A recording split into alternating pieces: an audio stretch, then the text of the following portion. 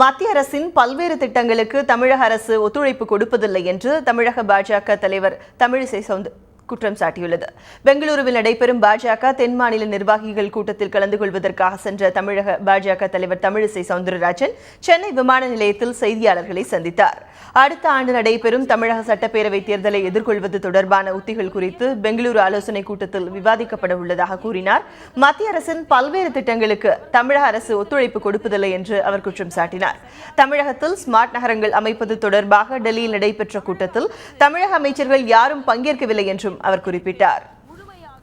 தமிழக அரசு எல்லாவற்றிலுமே ஒரு சுயநல போக்கோடு தான் நடந்து கொள்கிறதே தவிர மத்திய மாநில அரசுகளோடு இணக்கமாக இருந்து அதனால் தமிழக மக்களுக்கு நல்லது கிடைக்க வேண்டும் என்ற ஒரு நிலைப்பாட்டில் அவர்கள் இயங்குவதே இல்லை. அதற்கு இதுவும் ஒரு சான்றாகவே இருந்து கொண்டிருக்கிறது. ஏனென்றால் ஸ்மார்ட் சிட்டிஸ் ஆரம்பிக்கிறோம், அதற்கு தமிழகத்திற்கு உத்தரப்பிரதேசத்திற்கு அடுத்தாற்படியாக அதிகமாக நவீன நகரங்கள் கொடுக்கப்பட்டிருக்கிறது, 12 நவீன நகரங்கள். ஆனால் இங்கே இருந்து அந்த கூட்டத்திற்கு ஒரு அமைச்சர் செல்ல மறுக்கிறார்.